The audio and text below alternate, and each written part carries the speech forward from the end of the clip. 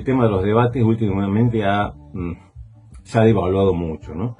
Pero bueno, por ahora tampoco puedo hacerlos, por eso ustedes ven que todos mis programas son pregrabados, ¿no? Por ahora no puedo hacer live ni puedo hacer debates, pero bueno. Pero igualmente he estado mirando a algunos apologistas católicos romanos y uno termina desanimándose, ¿no? Porque continuamente recurren ellos para refutar al protestante, recurren a no solo ya los clichés, sino también, y es constante una y otra vez, al anacronismo, lo cual a veces es difícil refutar, ¿no? Porque para refutarlo tendrías que tomar toda la historia. La verdad que yo entiendo, ¿no? Yo entiendo, son fat food espirituales, ¿no? Estos apologistas son canales de fat food espirituales, es decir, donde las personas quieren algo que sea rico, sabroso y rápido, no quieren esperar, no quieren estudiar, no quieren analizar, no quieren investigar ni profundizar. Dame algo como una hamburguesa, dame algo como un hot dog, algo que sea rápido, que me calme y luego sigo camino. Y bueno, lo entiendo. El tema, por ejemplo, de la tradición, que siempre sacan a cuento, ¿no? Esto porque ataco la sola escritura y entonces utilizo, porque los cristianos primitivos, porque la iglesia, aquí en la Biblia vemos que no era sola escritura, sino que era escritura, tradición, magisterio. Entonces te mencionan, por ejemplo, este texto de 2 de Tesalonicenses 2:15, que ustedes seguramente lo habrán escuchado muchas veces. Dice, así que hermanos, estad firmes y retened la doctrina que habéis aprendido, sea por palabra o por carta nuestra. Esta es la versión Reina Valera. La Biblia Nueva Jerusalén, o la Nueva Biblia de Jerusalén, dice, versión católica romana, dice, 2 de Tesalonicenses 2:15, así pues, hermanos, manteneos firmes y conservad las tradiciones que habéis aprendido de nosotros, de viva voz o por carta. Entonces te presentan este texto y te dicen, ve, los cristianos allí en la iglesia, que nos narra las escrituras, no eran solo escrituras, sino que tenían la tradición oral y la tradición y las cartas, la palabra escrita. Eso es jugar con el anacronismo y es desleal, porque en realidad lo que hacen es que te toman a ti y te ponen en la misma situación que esos cristianos que te están narrando allí la escritura, cuando nuestra situación no es la misma. Eso es un anacronismo. Esos creyentes a los cuales Pablo le está diciendo que retengan la tradición que él les transmitió, tanto por carta como por a viva voz, es decir, por medio de su predicación, precisamente ellos habían escuchado a Pablo predicar allí en vivo y en directo, en persona, y a su vez también recibían sus cartas, cosa que nosotros no estamos en la misma situación, porque nosotros no hemos oído predicar al apóstol Pablo directamente, ¿no? Ya han pasado, van a ser casi 2000 años, es decir, eso es un anacronismo. Entonces, Pablo le está diciendo a las personas, a este grupo de creyentes, retengan lo que yo les enseñé, tanto por predicación oral como por las cartas que le di. Entonces, ¿qué pasa? ¿Tenían el Nuevo Testamento ya estos creyentes? No, no lo tenían. ¿Como lo tenemos nosotros? No. Se estaba escribiendo, la revelación estaba escribiéndose. La diferencia es que Pablo y los apóstoles en esta época tenían revelación. Es decir, revelación que afectaba a toda la iglesia, así como Pedro cuando ve esa visión del lienzo que baja con todos animales impuros y puros y le dice, mata y come, Señor, ¿no? Y él dice, no, yo no he comido nunca cosa impura, y entonces el Señor le dice, no llames impuro lo que yo santifique. Eso es una visión, una revelación que afectará a toda la iglesia porque estará haciendo una apertura de las puertas hacia los gentiles, ¿no? Pablo, las revelaciones que recibía, también eran revelaciones que afectarían a toda la cristiandad. Es decir, ellos, exclusivamente ellos, y con la muerte de los apóstoles se cerró, ya no hay revelación de Dios para la iglesia que afecte a toda la iglesia. Puede haber lo que sería una profecía, una palabra de ciencia, una revelación, algo personal de Dios para con una persona que solamente le afecta a él. Pero ya no hay revelaciones como tenían los apóstoles, que esa revelación afectaba a toda la iglesia y era para conducir a toda la iglesia. Entonces el Nuevo Testamento se estaba, por así decir, escribiendo, aunque ellos no eran conscientes de que se estaba formando un canon con las cartas que ellos escribían. Pero el Espíritu Santo los inspiraba a ellos, y esa predicación oral a nosotros no nos quedó, pero sí nos quedó la escrita, que es la misma predicación oral que fue registrada. no solamente en las cartas, sino en otros escritos del Nuevo Testamento que no lo escribieron directamente los apóstoles, pero sí sus discípulos e inmediatos seguidores, ¿no? Entonces, claro, tú no puedes tomar este texto y decirme a mí, porque a mí este texto no me está diciendo nada, me está diciendo que esos creyentes habían escuchado a Pablo de viva voz y habían recibido su carta. ¿Estamos en la misma situación? No, ya no escucho la viva voz de Pablo, pero lo escucho a través de sus cartas. En esa época tenían los creyentes un Nuevo Testamento, no lo tenían. Un canon cerrado, no lo tenía, se estaba escribiendo. El Espíritu Santo estaba inspirando. Pablo no sabía que a su vez el Espíritu Santo le estaba inspirando a Juan, no tenían esa conciencia porque realmente los medios de comunicación no eran como ahora.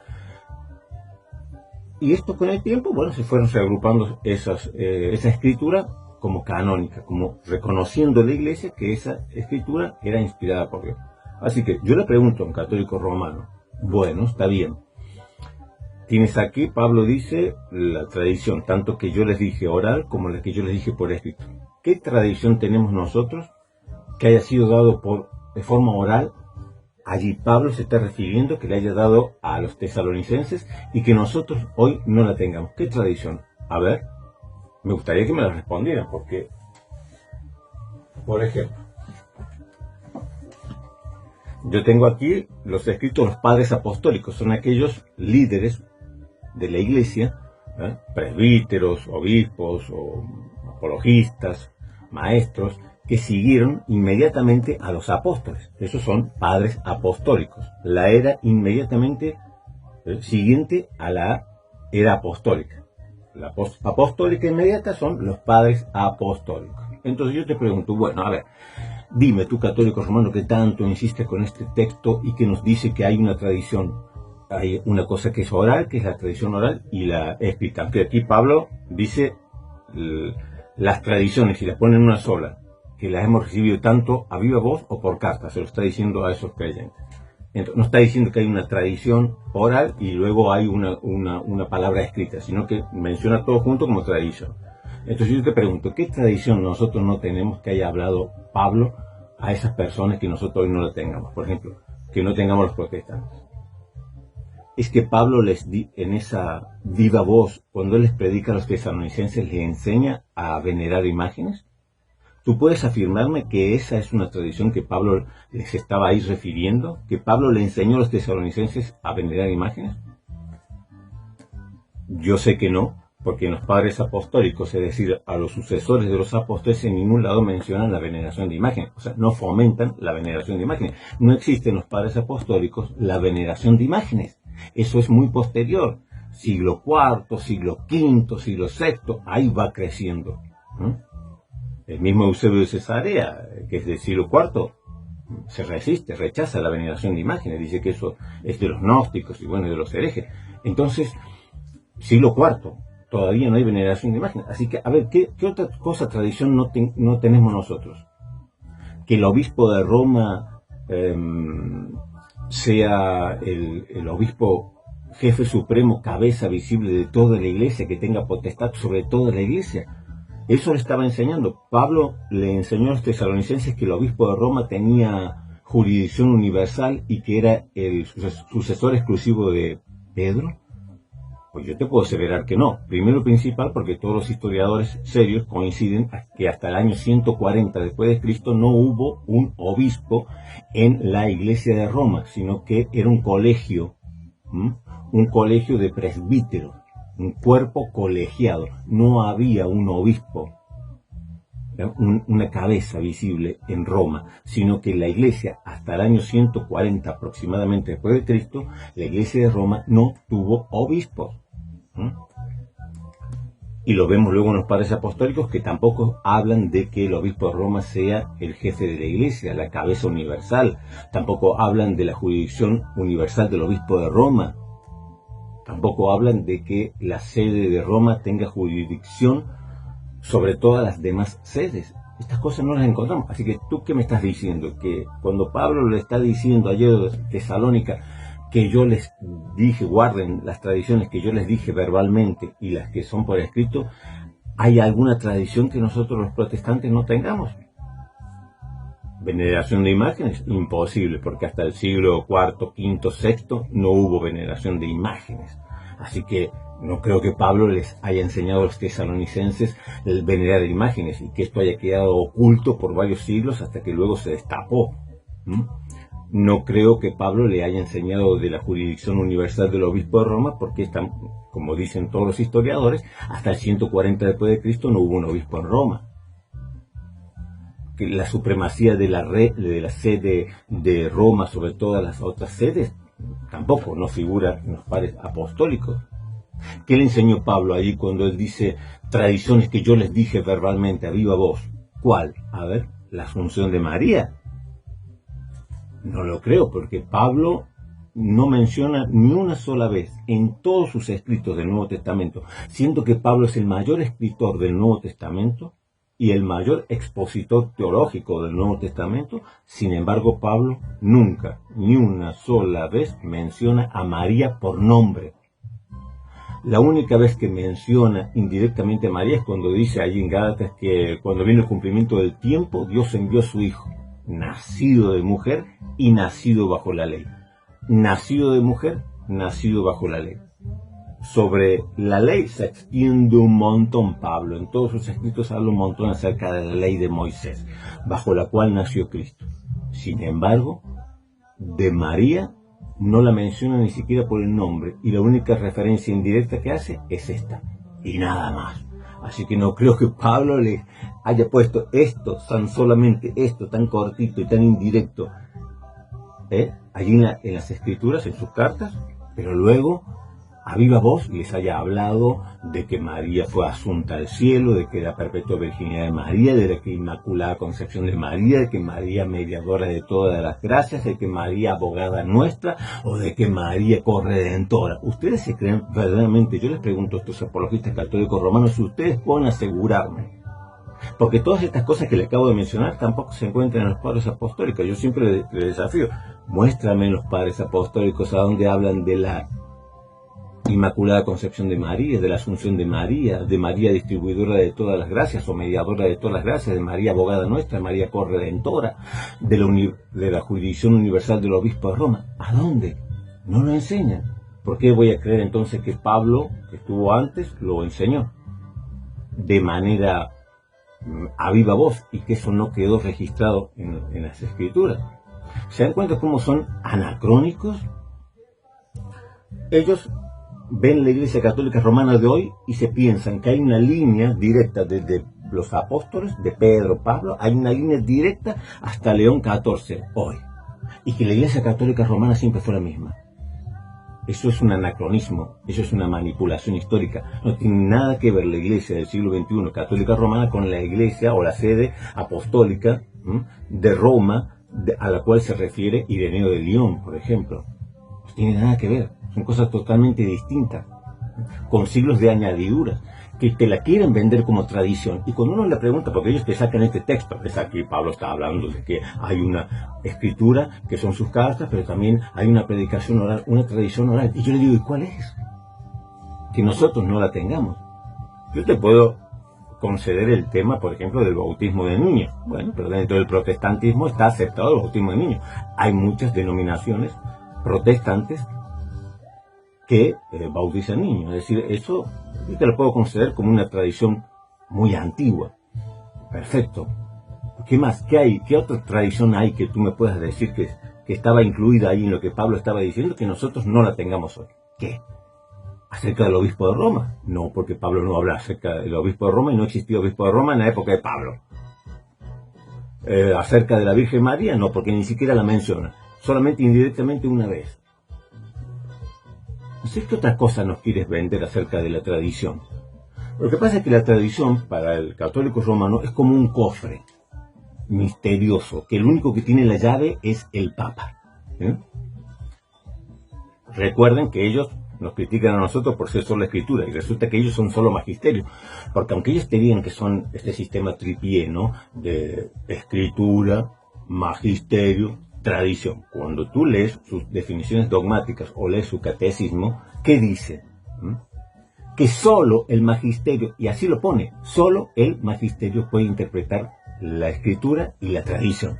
Por lo tanto, ellos son solo magisterio. Lo dice ahí, si tú lees bien, dice solo el magisterio, o solo al magisterio le corresponde interpretar la escritura y la tradición. Es decir, no es la única autoridad del magisterio, no es la única autoridad de la escritura, ni la única autoridad de la tradición. Pero ¿cuál es su máxima autoridad?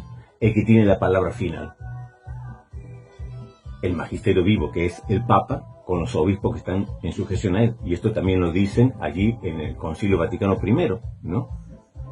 Que la palabra, la última palabra, en cuestiones de fe y de conducta, la tiene el sumo pontífice, la tiene el romano pontífice, dice, ¿no? O sea, ellos son solo magisterio. Nosotros somos solo escritura, pero al igual que ellos no quiere decir que nosotros tengamos solamente la Biblia. Eso es otra cosa. Nosotros tenemos también la tradición, tenemos el magisterio y tenemos la escritura. Pero nuestra máxima autoridad, en vez de ser un hombre falible, un hombre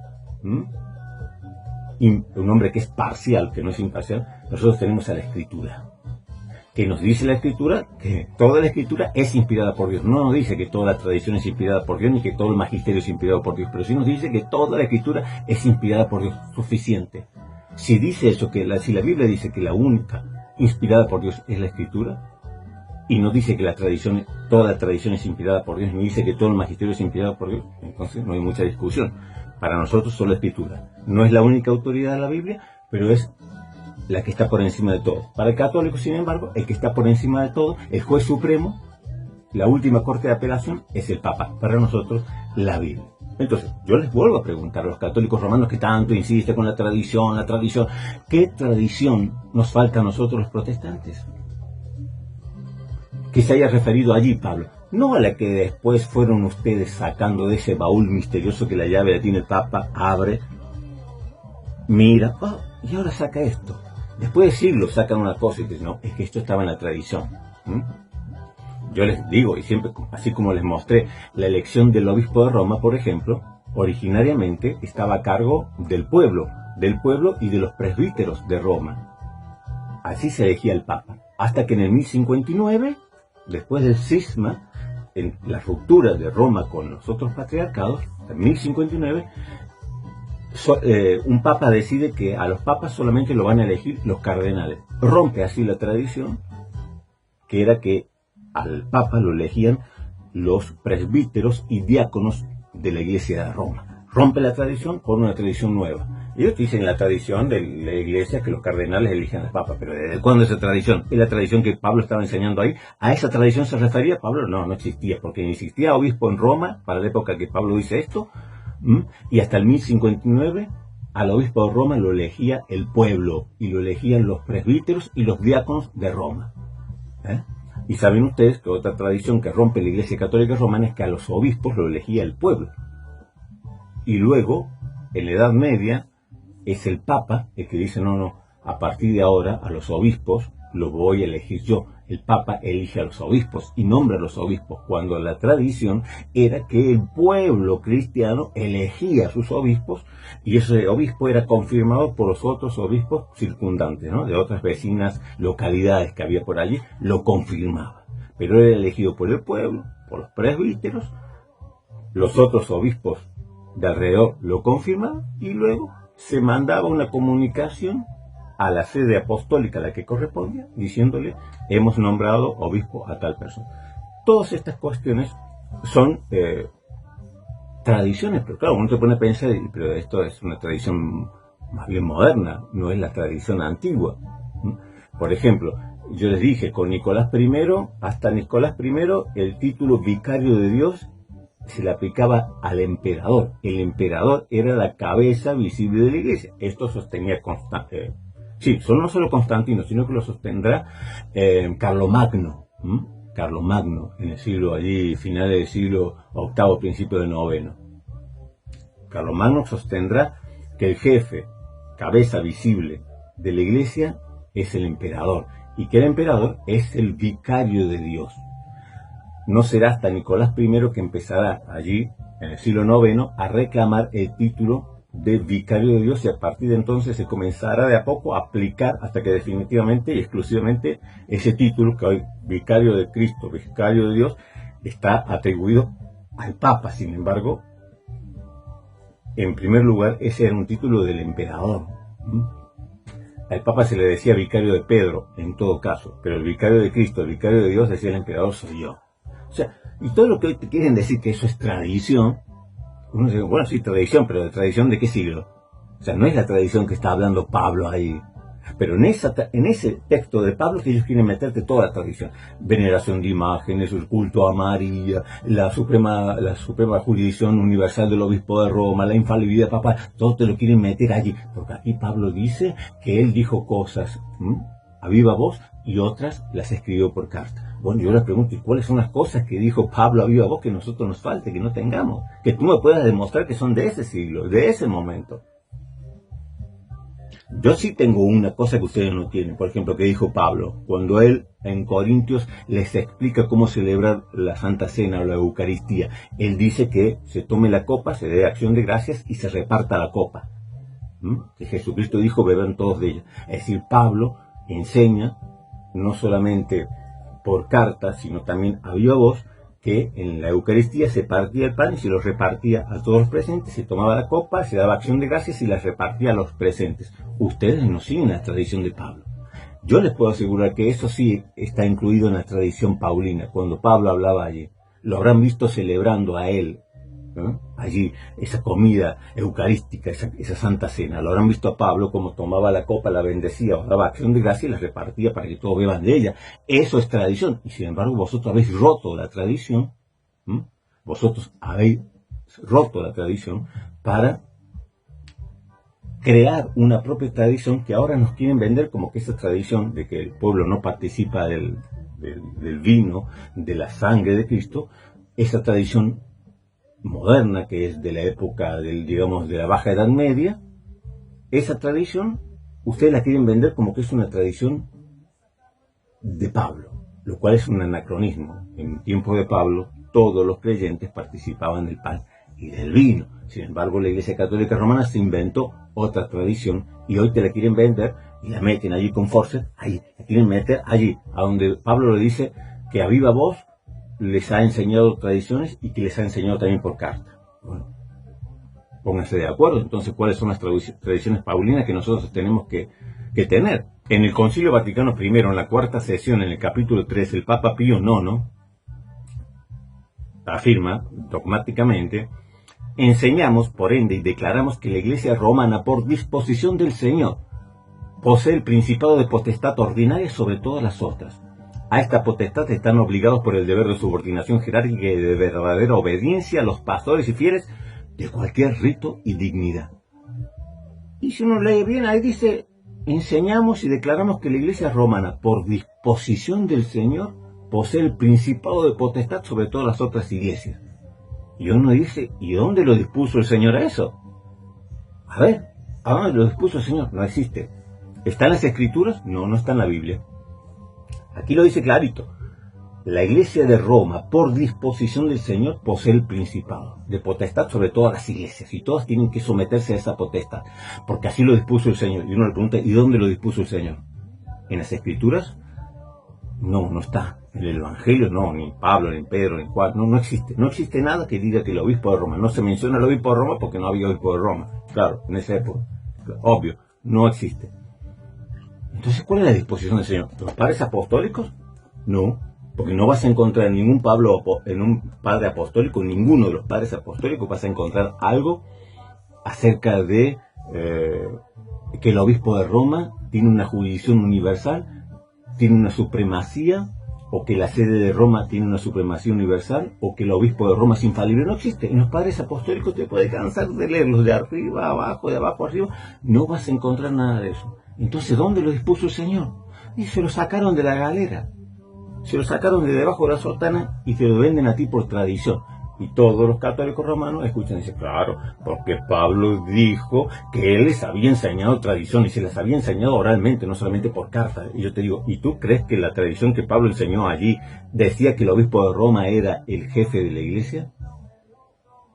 Cuando no había obispo de Roma en época de Pablo.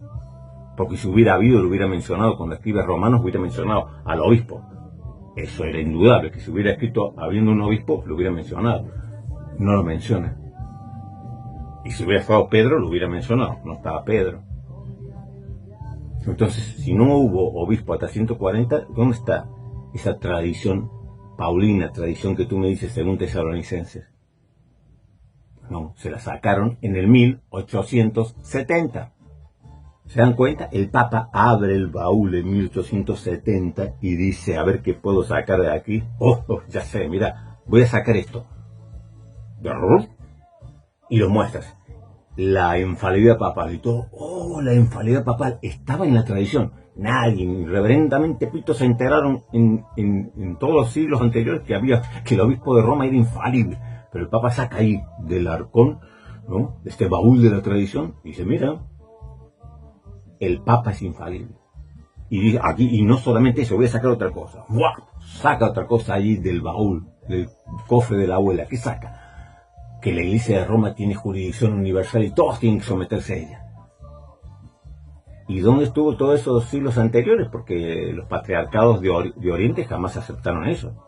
No es que los patriarcados de Oriente aceptaron eso hasta que se produjo el cisma y entonces dejaron de aceptarlo. No, es que nunca lo aceptaron. Yo te lo creería si, cuando nosotros estudiamos lo que se llama la Iglesia indivisa hasta el año 1054, donde se produce el gran cisma que se separa Roma de los otros 4 patriarcados, si hasta entonces se hubiese reconocido la jurisdicción universal del obispo de Roma y se hubiese dicho que el obispo de Roma era infalible cuando hablaba en cátedra, o que el obispo de Roma y la sede de Roma tenían jurisdicción universal sobre todos, yo lo aceptaría. Diría, bueno, luego dejaron de aceptarlo porque se enojaron, se pelearon con el Papa, se dividieron.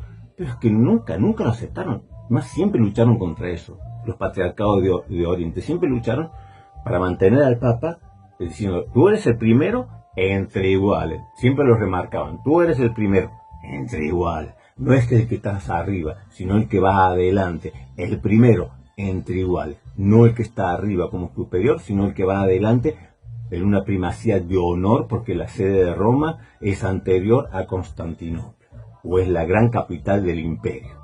Luego lo será Constantinopla, y entonces se equiparan las dos, como ya hemos visto tantas veces. Pero claro, ¿cómo haces para refutar a un católico romano si tienes que sacarle toda la historia? Toda la historia. Me hace gracia porque por ahí me dejan cada comentario de verdad. Porque yo el otro día hablé de Ireneo de León, por ejemplo, que en el libro tercero habla de Roma, también menciona una lista de obispos, siendo que no existía obispo hasta el 140, pero él lo hace porque a él no le interesa el dato histórico. Él no está escribiendo un libro de historia, él está escribiendo un tratado de apologética contra los gnósticos. Entonces lo que él está haciendo es apología, y no le importa el dato histórico como le importará tal vez a Eusebio de Cesarea u a otros historiadores. Por eso, y yo le dije, él está escribiendo de una manera, y se tiene que leer y entender todo lo que él dice como algo apologético, no como que él está haciendo allí una referencia histórica y está haciendo datos históricos. A él no le interesa que no haya habido obispos en Roma hasta el año 140, a él lo que le interesa es demostrar que los escritos de los gnósticos son falsos, porque no están esos escritos en las sedes apostólicas, y le menciona la sede de Roma, porque es la que él estaba cerca, la que estaba allí. Él estaba en las Galias, estaba allí, bajo la jurisdicción, digamos, de lo que sería la única sede apostólica de Occidente, que era Roma. Entonces él habla apologéticamente, y un católico romano me dijo que no, que eso era mentira, que Ireneo de León no hablaba apologéticamente. Entonces yo le digo, si no hablaba apologéticamente, explícame esto, porque Ireneo de León dice que todos tienen que estar de acuerdo con la Iglesia de Roma, la más grande, la más antigua. Y yo le digo, yo te pregunto, a ver, si tú me dices que no estaba hablando de una manera apologética, sino históricamente allí fiel, ¿no es más antigua la iglesia de Jerusalén que la de Roma? ¿No es más antigua la iglesia de Antioquía que la sede de Roma? Entonces, ¿por qué Ireneo de León dice que la iglesia de Roma es la más antigua? ¿Qué? ¿Es más antigua que la de Jerusalén? ¿Es más antigua que la de Antioquía? ¿Te das cuenta que ni siquiera entiendes lo que estás leyendo? Él está hablando apologéticamente, por eso dice que Roma es la más antigua, porque él está refutando a los gnósticos, diciéndole que sus escrituras, que sus evangelios gnósticos, apócrifos, no sirven porque no se encuentran, no provienen de las sedes apostólicas antiguas. Y entonces le dice, la sede de Roma es la más antigua, pero no es la más antigua. Así como dice que la sede de Roma fue fundada por Pedro y Pablo, que no fue fundada por Pedro y Pablo. Cuando Pedro va, ya estaba fundada y era una iglesia pujante. Cuando Pablo va a Roma, la iglesia estaba fundada, no se sabe quién la fundó. Seguramente gente que estuvo allí en Pentecostés, que se convirtieron, y luego volvieron, o judíos que allí reconocen a Cristo como el Señor, en Pentecostés por la predicación de Pedro, y luego van a Roma y establecen allí, comienza a crecer una iglesia pujante. Sin embargo, Ireneo de Lyon dice que la fundó Pedro y Pablo, y sabemos que no la fundó Pedro y Pablo. Está hablando apologéticamente. Menciona una lista de obispos, y sabemos que no había obispos. Era un cuerpo de presbíteros. Los nombres que mencionan no es que sean falsos, pueden ser nombres de presbíteros más destacados, pero que no eran obispos, y mucho menos sucesores del apóstol Pedro. No existía tal cosa cuando Ireneo está escribiendo. Y cuando Ireneo dice que la sede de Roma es la más antigua, entonces explícame, ¿cómo lo tengo que entender? O lo tengo que entender que está hablando de una manera apologética, o lo tengo que entender que está haciendo historiografía. No, no está haciendo historiografía. Entonces, claro, no quieren entenderlo. Agarran un texto, y ellos que critican a los protestantes, dicen que nosotros, la interpretación literalista, luego ellos son los primeros en que te agarran una cuestión histórica y te la leen ahí. Porque aquí dice, ¿ves? Ireneo de Lyon dice que todas las iglesias tienen que estar sujetas, o tienen que estar en común, no sujetas, sino en comunión y de acuerdo con la iglesia de Roma. Lo cual yo digo amén a la iglesia de Roma de la época de Ireneo de Lyon, que era obviamente un baluarte de ortodoxia y de santidad, la iglesia de Roma en época de Ireneo de Lyon. No te lo firmo para la iglesia del siglo XXI de Roma, que no tiene nada que ver, absolutamente nada que ver con la iglesia de Roma del siglo III o del siglo II.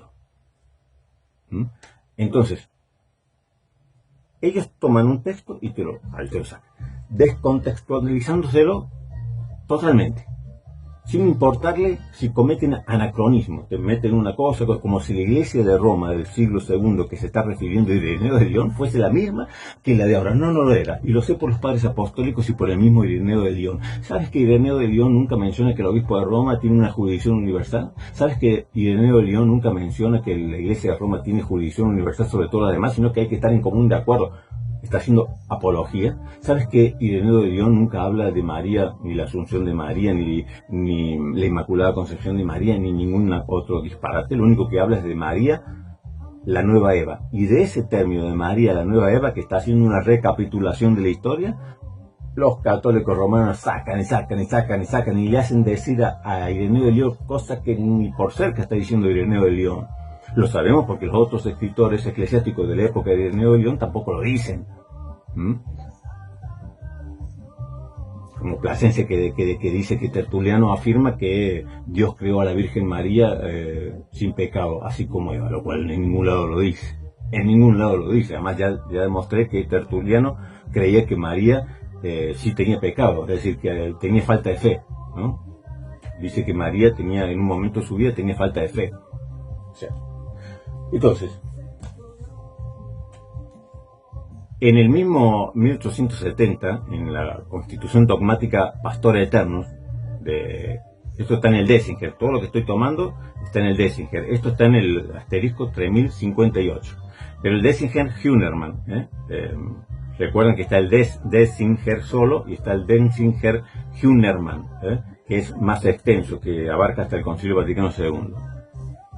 En el punto 3058, asterisco 3058, dice la Constitución, allí Pastor Eterno, si alguno pues dijere que no es de institución de Cristo mismo, es decir, de derecho divino, que el bienaventurado Pedro tenga perpetuos sucesores en el primado sobre la Iglesia Universal, o que el romano pontífice no es el sucesor del bienaventurado Pedro, en el mismo primado, sea anatema. Como les encanta poner maldición para tener allí sujetos bajo temor, ¿no? Dogmas con maldición, cuidado, que si no crees esto, ¿qué cosa? Si tú no crees que el obispo de Roma es el sucesor de Pedro, el sucesor exclusivo de Pedro, eres anatema. Porque es de institución de Cristo mismo. Y uno dice, ¿de dónde lo instituyó Cristo? Porque Cristo habla de Pedro, ¿no? Tú eres Pedro y sobre esta roca edificaré mi iglesia, aquella perícopa, ¿no? Y yo digo, bueno, de Mateo 16, 18, 19. Perfecto. Sabemos que no hay unánimes consensus patrum. No hay unánimes consensus patrum. No hay un consenso unánime de los padres de la iglesia en cuanto a quién es la piedra. Unos padres de la iglesia decían que era Pedro, otros decían que era la confesión de fe de Pedro y otros decían que era Cristo. Así que no hay un consenso unánime. Cualquiera de estas tres interpretaciones. Pero pongamos que sea Pedro. Yo te doy la mano, te digo, está bien. Aceptemos que allí se está refiriendo a Pedro. Pero ¿cómo me demuestras tú que Pedro dejó como sucesor exclusivo al obispo de Roma? ¿De dónde lo saca? Porque Mateo, este texto, tú eres Pedro y sobre esta piedra edificaré mi iglesia, está en las escrituras, pero no dice más nada abajo, no dice, y tu sucesor será el obispo de Roma. No, no lo dice, y en ningún lado de la escritura menciona al obispo de Roma, o menciona que el obispo de Roma será algún día el sucesor exclusivo de Pedro. Entonces, ¿de dónde lo sacaste?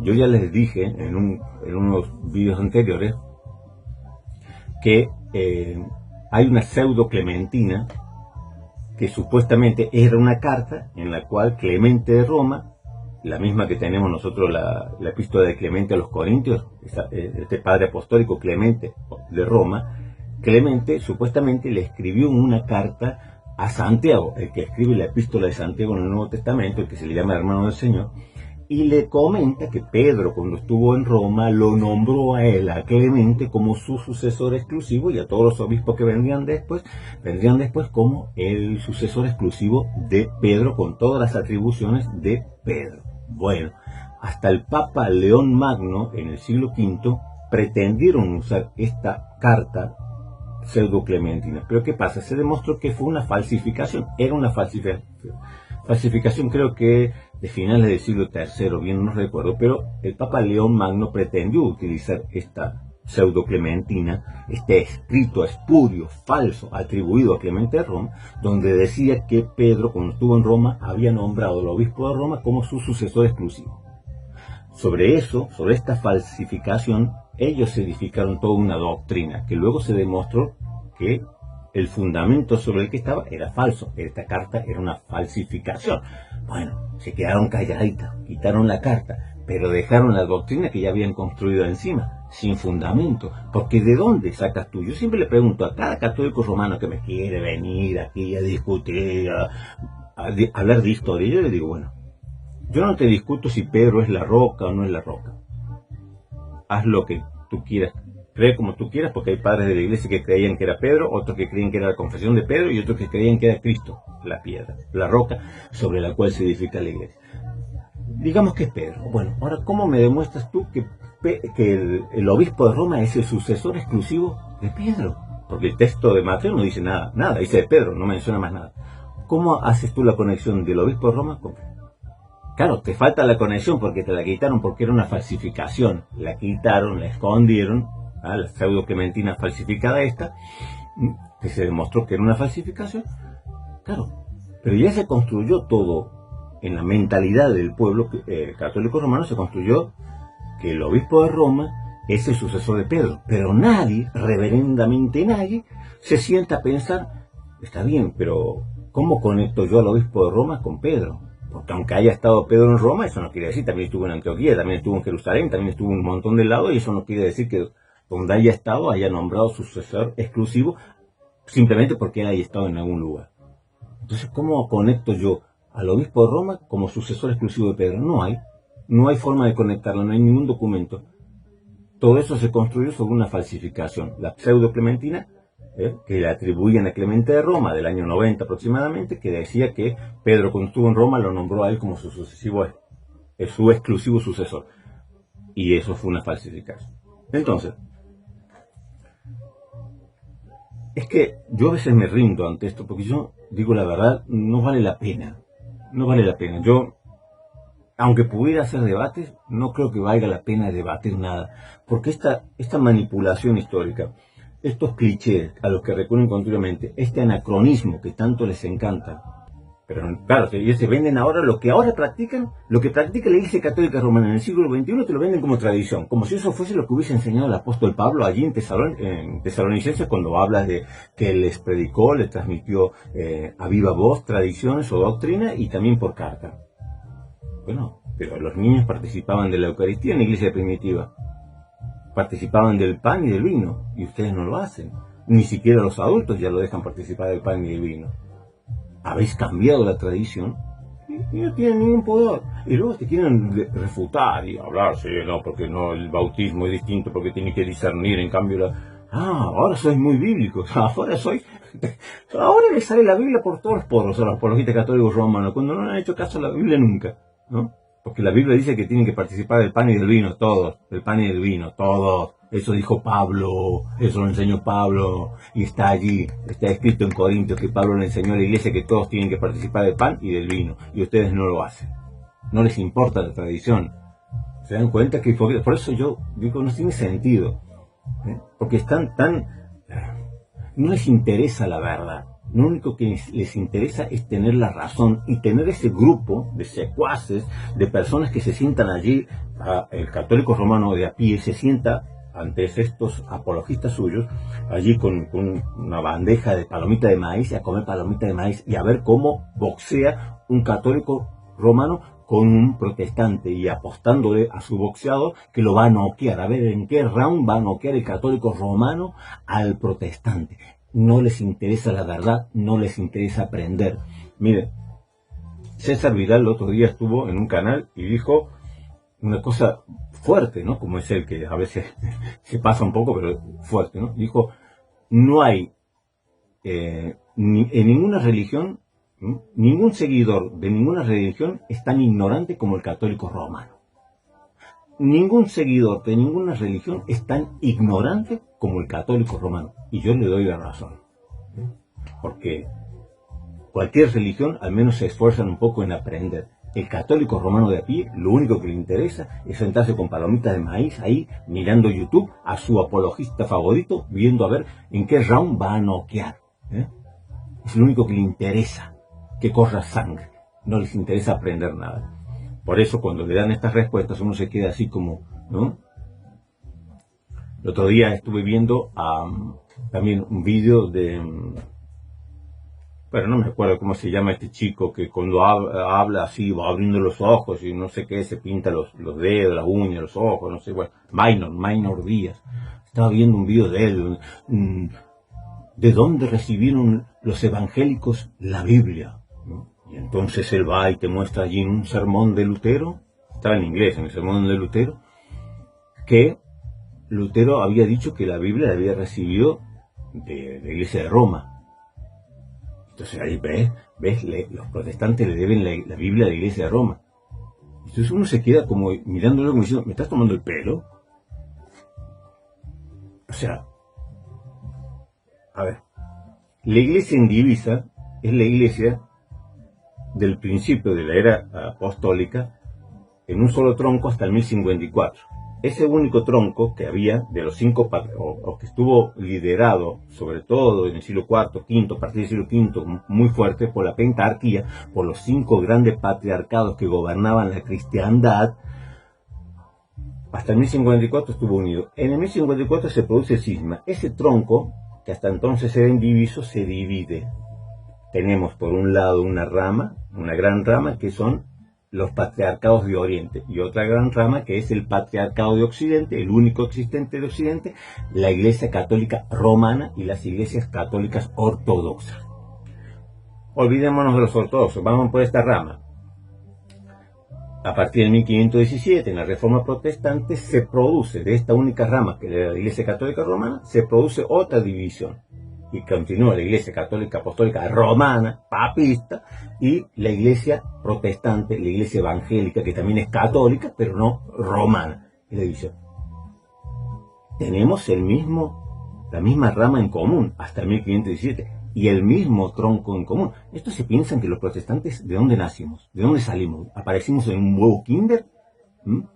Entonces Lutero, a ver, es que Lutero dice aquí que recibió la Biblia, y sí, ¿de dónde la va a recibir? ¿De dónde la va a recibir? De la Iglesia Católica Romana. El idioma que él hablaba. ¿No era él un sacerdote católico romano? ¿No era Lutero un monje católico romano? ¿No era Lutero un subprior del convento católico romano? ¿No era Lutero un catedrático católico romano? ¿No era Lutero un doctor en teología católico romano? a Lutero se le llama el doctor Lutero, porque era doctor en teología. ¿Y el doctorado de dónde lo recibió? De la Iglesia Católica Romana.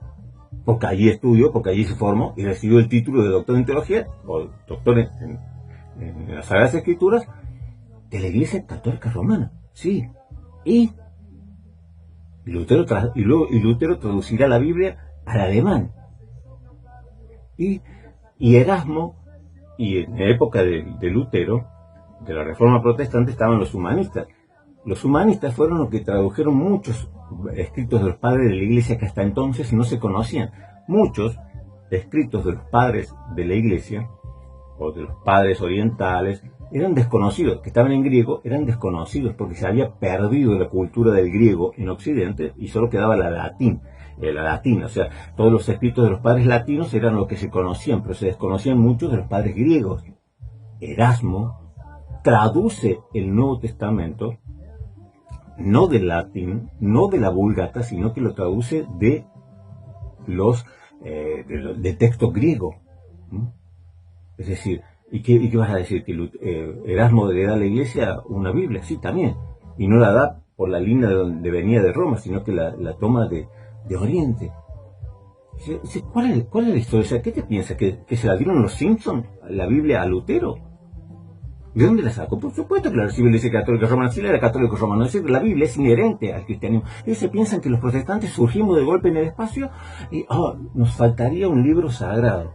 ¿Y de dónde sacamos un libro sagrado? ¿Qué tal si le sacamos la Biblia a los católicos romanos? Buena idea. ¿Le tomamos la Biblia a los católicos romanos? No. La Biblia es algo inherente de la Iglesia, que no la recibimos en última instancia de la Iglesia Católica Romana, sino de la Iglesia indivisa. ¿Se dan cuenta cómo manipulan los textos? Era tan grande la manipulación que hacía este muchacho, este Maynor Díaz, de lo que estaba leyendo. Y los pobres allí, confundidos y engañados de sus seguidores, aplaudiendo. ¡Qué bueno, qué bueno!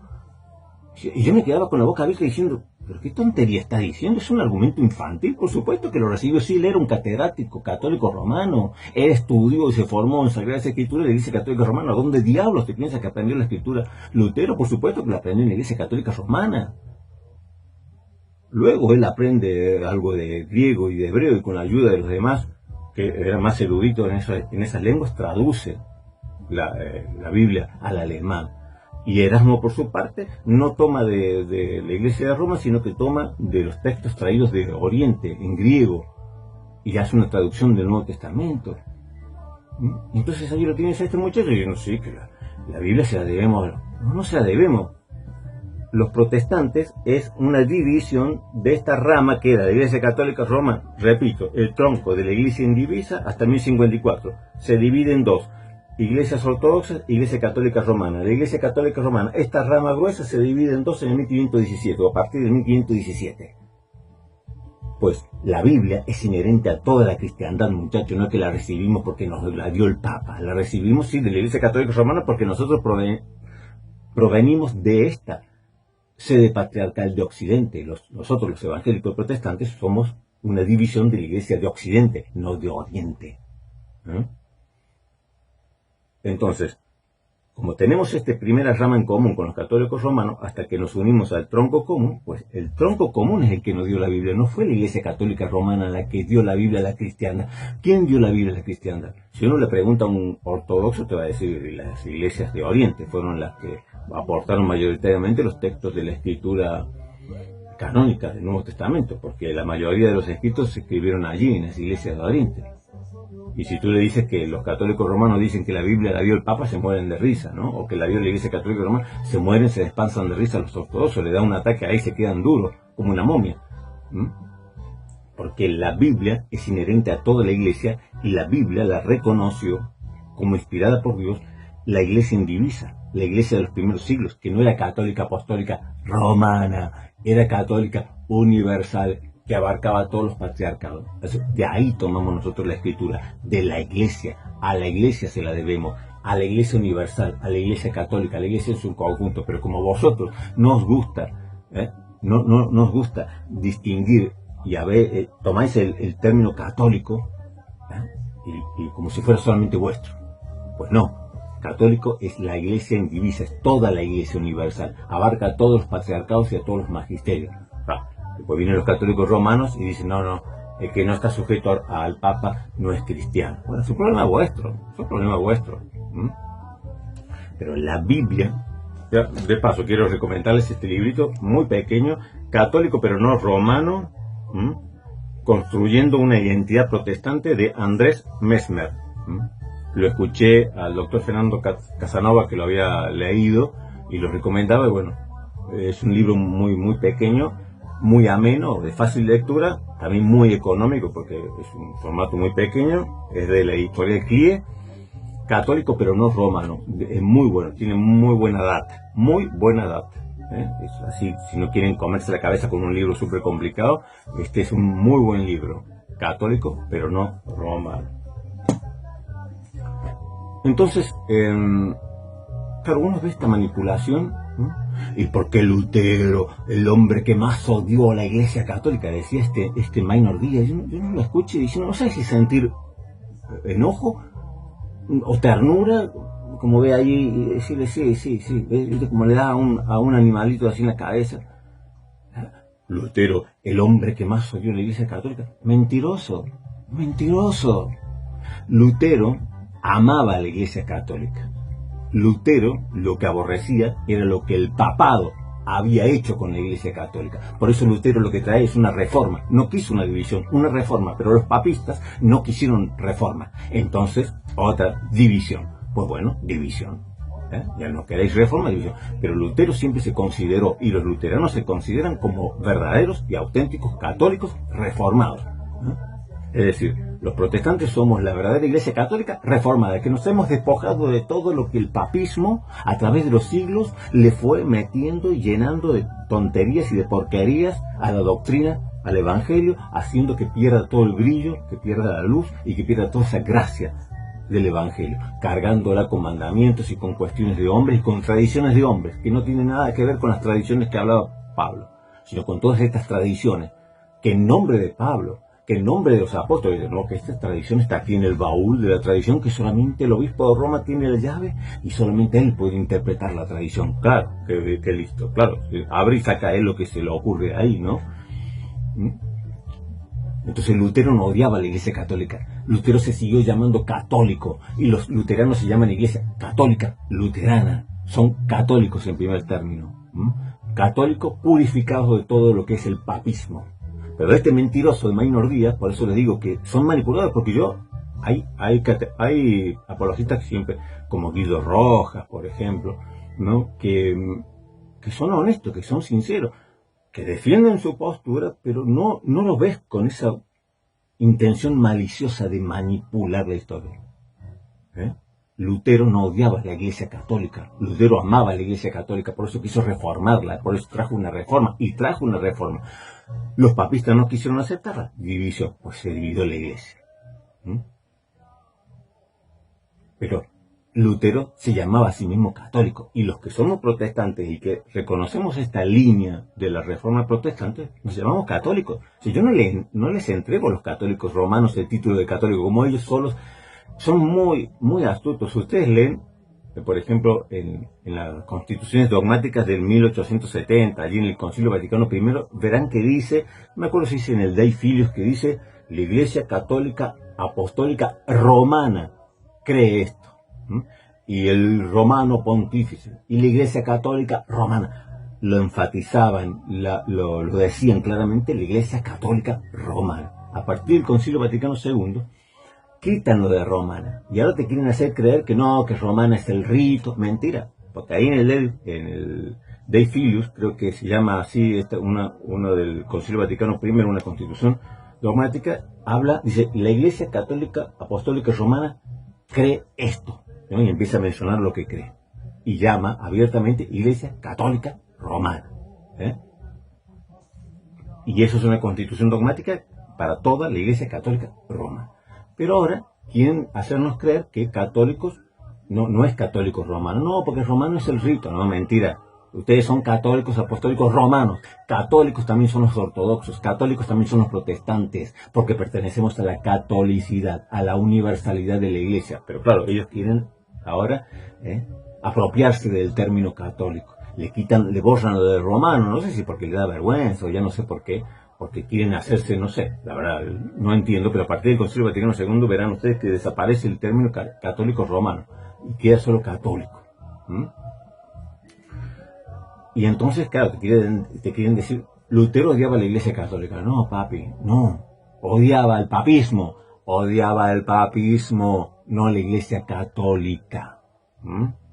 Y se separa de la Iglesia Católica Romana, pero él sigue siendo católico. Y los protestantes seguimos siendo católicos. Católicos, pero no romanos.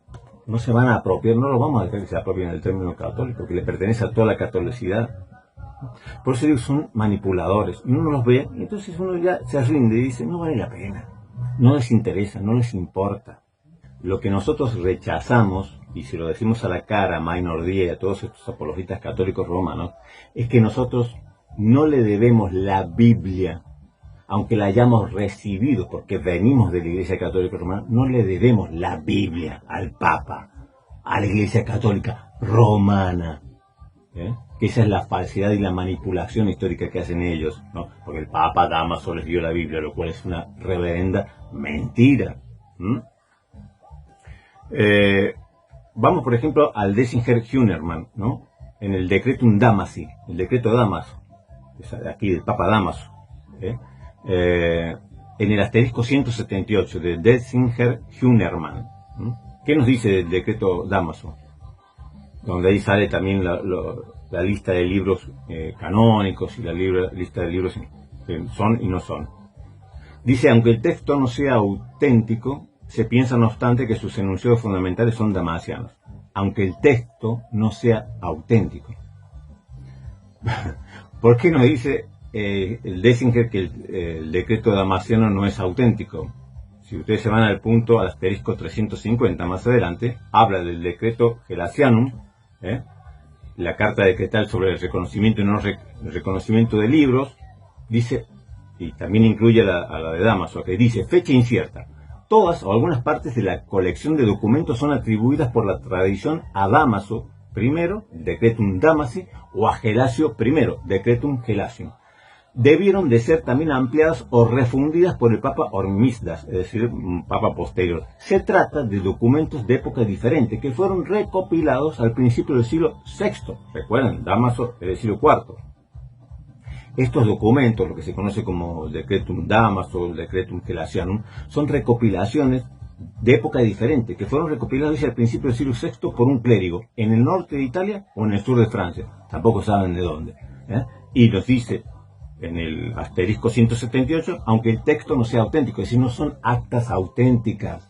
El Decretum Dámaso no es un decreto de cartas que se tomaron en el concilio y se conservan como auténticas. Son recopilaciones de 2 siglos después, que no se sabe exactamente dónde las recopilaron, que se le atribuyen y que se puede afirmar de alguna manera que sí, que fundamentalmente pueden ser, pero hay debates porque no son auténticas, no son decretos auténticos que se hayan conservado de ese supuesto sínodo de Roma o que se haya conservado de la época de Dámaso, sino que son del siglo VI, principio del siglo VI, recopilaciones que no se sabe tampoco quién las hizo, pero que lo quieren vender como que el Papa Dámaso nos dio la Biblia. Yo lo escuchaba por los católicos romanos diciendo que el Papa Dámaso, esto creo que lo dice Abdala, Leonardo Abdala, otro pájaro que bien vuela alto, demasiado alto por ser pichón. Abdala, y diciendo, el Papa Dámaso mandó traer de toda la iglesia, de todo el mundo, los libros o los escritos que fuesen considerados inspirados y los reunió en un libro y lo dio a la iglesia. O sea, no se puede ser más mentiroso. Más mentiroso ya no se puede ser. Se puede ser tener las orejas más largas, pero no se puede ser más burro. Es decir, el Papa Dámaso, y yo tenía aquí el libro aquí de la Historia de los Papas de la Aboa Gallego, nos dice la Aboa Gallego en la página 54 hablando del Papa Dámaso. De Dámaso surgió la iniciativa de una empresa que inmortalizó el nombre de Jerónimo en la Iglesia Occidental. la revisión de la Biblia Latina, cuyo resultado se conocerá con el nombre de Vulgata y cuyo texto pondrá punto final al caos de la tradición precedente. Había una Vetus Latina, que la traducción era bastante malita y había muchos conflictos. Entonces el Papa Dámaso, y lo que sí es verdad, que el Papa Dámaso lo llama a Jerónimo, a San Jerónimo, y le encarga que traduzca.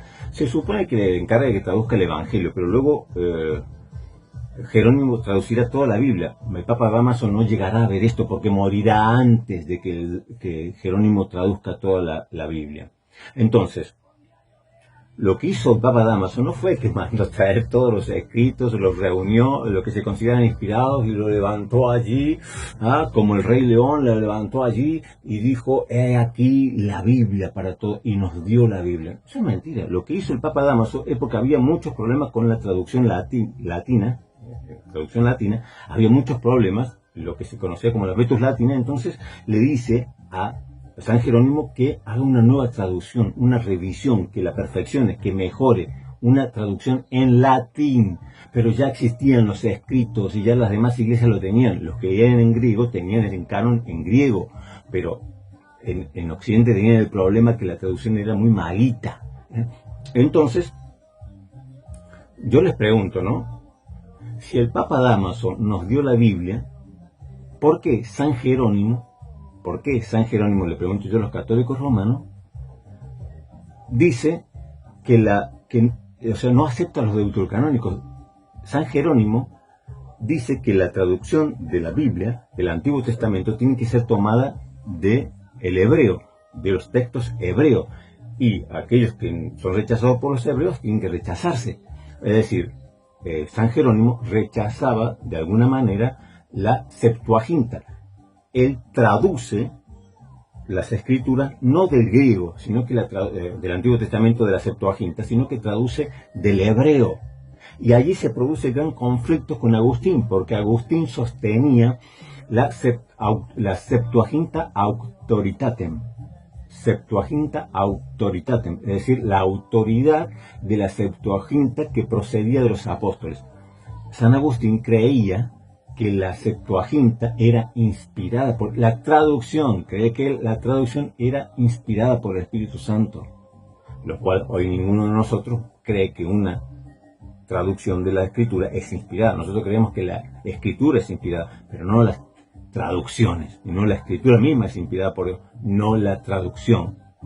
Sin embargo, Agustín se enfrenta con San Jerónimo y se disgustarán y se pelearán porque San Agustín afirmaba que la Septuaginta era la Biblia que habían utilizado los apóstoles y que esa era inspirada, esa traducción, y no se tenía que tocar. Eso era la Septuaginta Auctoritatem.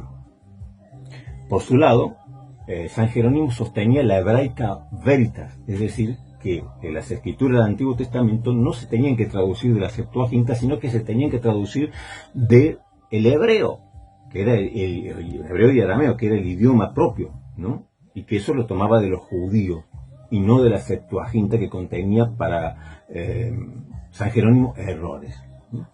Entonces, si Dámaso toma los libros y dice: estos son los libros inspirados por Dios, este es el canon, ¿por qué discuten a Agustín en una discusión que excede ya la vida de Dámaso? Dámaso muere. ¿Por qué siguen discutiendo Agustín y San Jerónimo? ¿Cuál es la Biblia correcta? ¿Si la Septuaginta o la Hebraica Veritas? Y esto yo lo tomo del libro. Hay un libro muy bueno del catedrático católico romano. Estaba buscando en esta biblioteca tan ordenada que tengo yo. Vaya, uno sabe dónde está. Aquí está. No está.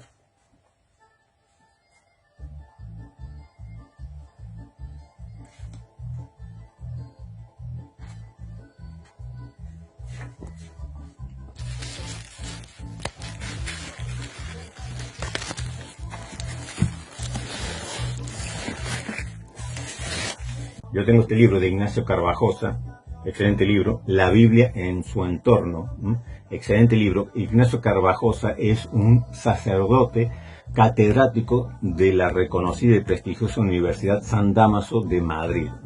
Este libro, Introducción al estudio de la Biblia, La Biblia en su entorno, un excelente libro del Verbo Divino de Ignacio Carvajosa. Es un catedrático, sacerdote católico romano de la Universidad San Damos. En su libro, otro libro que tiene que se llama Septuaginta Autoritatem, o precisamente es lo que estoy diciendo, ¿no? Hebraica Veritas versus Septuaginta Autoritatem, así se llama el libro de Ignacio Carvajosa, que trata de este conflicto entre San Agustín y San Jerónimo. Y dice en la página 17, Ignacio Carvajosa, este sacerdote catedrático, especialista en todos estos temas canónicos, o tema del canon, dice: llegamos así al corazón del problema. Agustín consideraba que la traducción griega de los 70 tiene la autoridad de los apóstoles, por eso se pelea y se enoja con San Jerónimo, porque San Jerónimo dice que no tiene la autoridad de los apóstoles, la Septuaginta, que hay que traducirla del hebreo, y aquellos libros que no están en hebreo, pues hay que descartarlos como apócrifos. San Agustín tomaba toda la Septuaginta. San Agustín decía que todos estos libros, por ejemplo, ¿no? Estos libros que nosotros llamamos deuterocanónicos, que es el conflicto siempre con los católicos romanos, porque dicen, ustedes le han sacado libro a la Biblia. No, está el canon y está los deuterocanónicos, que deutero significa segundo, el segundo canon. Para nosotros solamente hay un canon inspirado, que es el conjunto de libros que nosotros tenemos, que lo hemos recibido, como dice, como decía allí, ya no me sale, San Jerónimo, tomado de los hebreos, de los judíos. San Agustín, por su parte, incluía los deuterocanónicos porque estaban en la Septuaginta, y según San Agustín, la Septuaginta tenía la autoridad de los apóstoles, era una traducción inspirada. Nos sigue diciendo Ignacio Carvajosa: los dos principios que contienen podrían formularse, siguiendo el título de esta obra, como Hebraica Veritas versus Septuaginta Autoritatem, sostenidos respectivamente por Jerónimo y Agustín. Para el monje de Belén, es decir, para el monje de Belén, es decir, San Jerónimo, habría que traducir desde los textos hebreos en los que se ha vertido originalmente la verdad. Por eso dice Hebraica Veritas, porque originalmente la verdad estaba allí, no en la Septuaginta, sino en los textos de los hebreos. Mientras que para Agustín, la Iglesia no puede separarse del texto griego que posee la autoridad de los apóstoles, quienes lo utilizaron en la redacción del Nuevo Testamento, decía Agustín. La polémica que ahora presentamos no solo atañe a cuestiones de texto, sino también a cuestiones de canon. De hecho, el principio de Hebraica Veritas llevó a San Jerónimo a considerar apócrifos aquellos libros que no habían sido recibidos en hebreo y no estaban en el canon de los judíos. Por eso en su prólogo a los libros divinos trasladados del hebreo al latín, Jerónimo afirma: este prólogo puede ser conveniente para todos los libros que hemos vertido del hebreo al latín, para que podamos saber que cualquier obra que está fuera de ellos ha de ponerse entre los libros apócrifos. Es decir, lo que nosotros llamamos deuterocanónicos, San Jerónimo los rechazaba, mientras que Agustín lo afirmaba. Entonces, si San Jerónimo es encomendado por el Papa Damaso para traducir la Biblia, no para hacer una Biblia y darle a la Iglesia una Biblia, sino para darle a la Iglesia una Biblia en latín, para darle a la Iglesia de Occidente, porque esto que hizo Damaso no afectó en absoluto a Oriente. Oriente no necesitaba la Vulgata, no necesitaba una traducción en latín, porque ellos no hablaban latín. En las iglesias orientales lo que ellos necesitaban, lo que ellos utilizaban era, si sabían leer el hebreo, pues lo leían el hebreo, pero del griego. Ellos usaban el griego, no tenían problema. Pero en Occidente el Papa Damaso necesitaba una Biblia en latín. Por eso le encarga a Jerónimo que haga una buena traducción al latín. Jerónimo, independientemente y libremente, sin ser condicionado por el Papa Damaso, dice, bueno, pero estos son los libros que ha de aceptarse, los libros que están en el hebreo y que yo tomo del hebreo. Rechaza los deuterocanónicos. Agustín dice, no, los deuterocanónicos están en la Septuaginta, y como la Septuaginta es como una traducción inspirada porque es la que usaban los apóstoles, entonces tenemos que tomar esta porque es la autoritativa. Y ahí se pelea y se enoja San Agustín con Jerónimo, porque Jerónimo le traduce, claro, y hay cosas que la Septuaginta tiene pero que no están en los originales, o digamos en el hebreo. Entonces modificaba ciertas cosas San Jerónimo al traducirlas, y se enoja San Agustín. Dice, esto va a crear escándalo en los fieles. Esto me hace acordar cuando muchos pentecostales, ¿no?, cuando empezaron a surgir las nuevas traducciones de la Biblia, la nueva versión internacional o otras traducciones, Oye, decían, esta traducción es diabólica, porque estaban acostumbrados a la Reina Valera, y parecía que la Reina Valera fuese una traducción inspirada por Dios, y todo lo que no fuese Reina Valera no servía. Bueno, yo reconozco que la Reina Valera es la traducción más hermosa, pero bueno, y yo la prefiero en el culto. Pero luego, para el estudio, es bueno tener todas las demás traducciones, ¿no? Pero no hay una traducción diabólica, como decían de la NBI. Era simplemente porque lo sacaban de lo que ya estaban acostumbrados. Eso le pasó a San Agustín. Cuando le llegan las traducciones de San Jerónimo se escandaliza, porque si esto me cambia todo. Esto no está en la liturgia, esto no, los fieles se van a escandalizar. Y San Jerónimo dice, bueno, pero esto es lo que hay, muchachos, yo estoy traduciendo del hebreo, no del griego, ¿no? O sea, si estos escritos fueron escritos en griego, originalmente en hebreo, o en arameo, pues tomemos el lenguaje más acorde. San Agustín decía, no, porque la traducción de la Septuaginta es inspirada. Bueno, para que tengamos un ejemplo, por ejemplo, yo me volví loco con leyendo Agustín, porque San Agustín lee, por ejemplo, en Job 14:4, ¿no? Y él menciona este versículo, Job 14:4. Dice, ¿quién puede estar limpio de toda suciedad? Nadie, ni siquiera si su vida sobre la tierra no dura más que un día, ¿no? Claro, cuando yo leo esto, claro, esto lo usaba San Agustín para enseñar la doctrina del pecado original. Aquí está clarísimo, decía. Aquí está clarísimo. En Job 14:4 dice que no hay nadie que esté limpio de toda suciedad, o sea, limpio de pecado. Ni siquiera el niño que su vida no dura más de un día. ¡Wow! Aquí está, la doctrina del pecado original. Y yo voy y busco en las Biblias protestantes y este versículo no existe. Digo, bueno, seremos nosotros. Voy a las traducciones de la Iglesia Católica Romana y tampoco existe. Porque él toma de la Septuaginta. Sin embargo, lo que hoy tú vas a encontrar en las Biblias católicas romanas y en las Biblias protestantes, dice este texto, Job 14:4, ¿quién sacará lo puro de lo impuro? Nadie. No tiene nada que ver esta traducción con la que usaba de la Septuaginta, que usaba San Agustín, que decía, ¿quién puede estar limpio de toda suciedad? Nadie, ni siquiera si su vida sobre la tierra no dura más que un día. Y él hace toda una doctrina del pecado original sobre este texto, que hoy no existe ni en las Biblias católicas romanas ni en las Biblias protestantes, pero él tomaba de una traducción de la Septuaginta. Y claro, cuando San Jerónimo le presenta lo que dice el texto en hebreo, que el texto en hebreo solamente dice, por ejemplo, ¿quién sacará lo puro de lo impuro? Nadie, punto. No dice nada de que si un niño nacido un día, no. Las traducciones hoy no dicen nada de eso. Claro, Agustín se queda todo descolocado, ¿no? Como yo me quedé descolocado cuando leo esto. Agustín haciendo la doctrina del pecado original usando este versículo, que luego hoy vas a cualquier Biblia y no existe.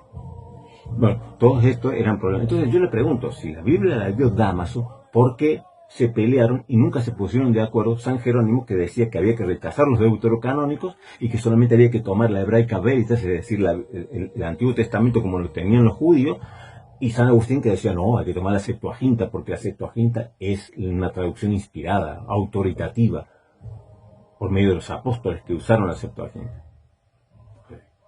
¿Se dan cuenta que leyendo esto te das cuenta cómo manipulan la historia? Que nunca el Papa Dámaso agarró y mandó traer todos los libros de la Biblia. No, le dijo a San Jerónimo, mira, la Vulgata tenemos muchos problemas. Ya el latín se dejó de usar para esta época de Dámaso, el griego ya se había dejado de utilizar en la Iglesia de Occidente para esta época de Dámaso. Y se había impuesto con toda fuerza, y se estaba imponiendo con toda fuerza el latín. Y se dan cuenta que la Vetus latina, la traducción en latín que había, era malita. Entonces, le encarga el Papa Dámaso a San Jerónimo que traduzca las Sagradas Escrituras en latín, para que la tenga el pueblo. Algunos dicen que solamente le encargó el Nuevo Testamento, que luego San Jerónimo se entusiasma y sigue traduciendo y traduce finalmente todo. Ya el Papa Dámaso había muerto. Entonces, lo que nos está mostrando, si San Jerónimo rechazaba los deuterocanónicos, es que entonces el Papa Dámaso no hizo ninguna recolección y dijo, estos son los libros que tienen que aceptarse toda la Iglesia, porque el mismo Denzinger nos dice que esto que se conoce como Decretum Dámaso, donde salen allí los libros, esto es una recopilación recién del siglo VI, que no es auténtica, no es algo que que se haya escrito allí, se haya tomado nota en el mismo siglo IV, en la época de Dámaso, y se haya conservado, sino que andaban desperdigados, nadie sabe en base a qué. Luego se recopiló en el siglo VI, tampoco sabe quién lo recopiló, surge esto. Entonces, pero no son los cánones originales. Lo cierto es que San Jerónimo traduce las escrituras peleándose con Agustín, porque San Jerónimo rechaza los deuterocanónicos. Lo mismo que supuestamente nos dicen los católicos romanos, que el Papa Dámaso dijo a todos que había que creer en los deuterocanónicos. Si hubiera sido así, el primero que hubiera creído y hubiera obedecido sería San Jerónimo. San Jerónimo rechaza los deuterocanónicos. Y fue él el que recibió el encargo del mismo Dámaso de traducir la Biblia. Y él no se pelea con Dámaso, se pelea con San Agustín. San Agustín es el que dice, no, la traducción sagrada es la de la Septuaginta. Y el otro dice, no, déjate de traducción sagrada, aquí lo que importa es la Hebraica Veritas, aquí la verdad ha sido transmitida del Antiguo Testamento por los judíos, pues tomamos en hebreo y yo lo traduzco del hebreo. Y luego los que sean traducidos, los que sean en griego del Nuevo Testamento, los traduce también del griego al latín, ningún problema. Pero se dan cuenta cómo nos quieren vender que el Papa Dámaso nos dio la Biblia, que nosotros le debemos la Biblia. No, en Oriente ya existían todos estos escritos, ahí usaban el griego, no tenían problema. Y en la misma época del Papa Dámaso había dos gigantes, como San Jerónimo y San Agustín, uno que aceptaba los deuterocanónicos como San Agustín, y el otro que los rechazaba, como San Jerónimo. Y los dos son santos y doctores de la Iglesia. ¿Se dan cuenta? Agustín es santo y doctor de la Iglesia Católica Romana, y Jerónimo es santo y doctor de la Iglesia Católica Romana, y los dos no tenían acuerdo en el canon, porque San Jerónimo rechazaba los deuterocanónicos y San Agustín aceptaba los deuterocanónicos. Y luego uno dice, no, porque el Papa Dámaso nos dio la Biblia. Al mismo San Agustín, cuando por ahí le preguntan, ¿y cómo hacemos para saber cuáles son los libros inspirados, los libros que tenemos que hacer? Y él dice, bueno, tienen que ustedes hacer caso de lo que digan las iglesias más antiguas, las sedes apostólicas, las más grandes, ¿no? Los libros que sean aceptados por todas ellas, esos. Le hubiera dicho, cuando le preguntaban, ¿y cómo sabemos cuáles son los libros inspirados por Dios, los libros canónicos? Le hubiera dicho, háganle caso al Papa Dámaso, porque el Papa Dámaso fue el que recopiló los libros y dijo, esta es la escritura sagrada. Sin embargo, Agustín, que es de la misma época de Dámaso, y lo sobrepone, sin embargo nunca dice eso. Dice, no, tienen que hacer caso a las iglesias más grandes, que tengan en cuenta lo que ellos aceptan y lo que ellos rechazan, bueno, tengan cuidado. Pero bueno, para que vean ustedes la manipulación que hacen los católicos romanos. Terrible manipulación.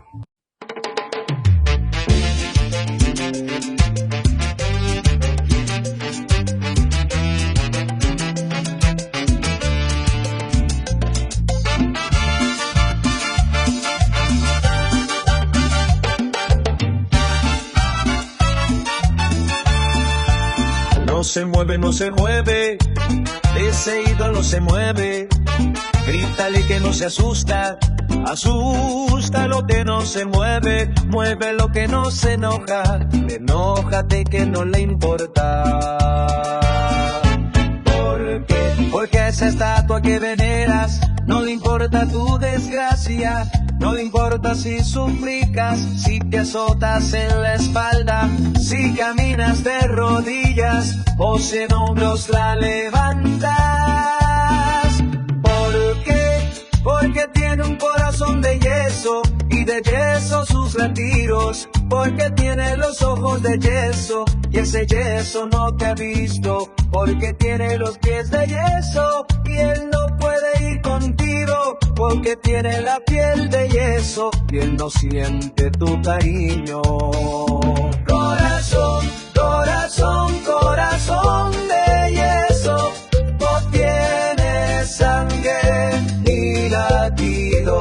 Corazón, corazón sin vida, ya no quiero estar contigo. Si no me ves, si no me escuchas, ya no quiero ser tu amigo. Los ídolos tienen corazón de yeso y así son los que lo siguen. Al yeso no sigo yo, desde que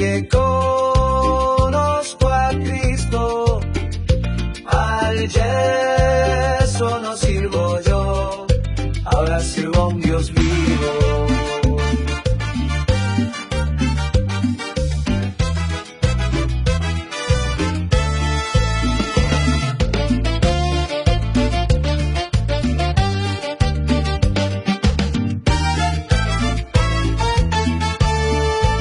No se mueve, no se mueve, ese herido no se muere. Grítale que no se asusta, asusta lo que no se mueve, mueve lo que no se enoja, enójate que no le importa. Corazón, corazón sin vida, corazón sin vida, ya no quiero estar contigo. Si no me ves, si no me escuchas, ya no quiero ser tu amigo. Alguien son sigo yo. Desde que conozco a Cristo, al Yeso no sirvo yo.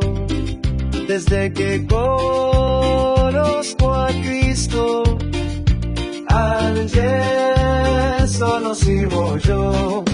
Ahora sirvo a un Dios vivo. Esta vaina se encendió. ¿Con quién? Con diarios de avivamientos.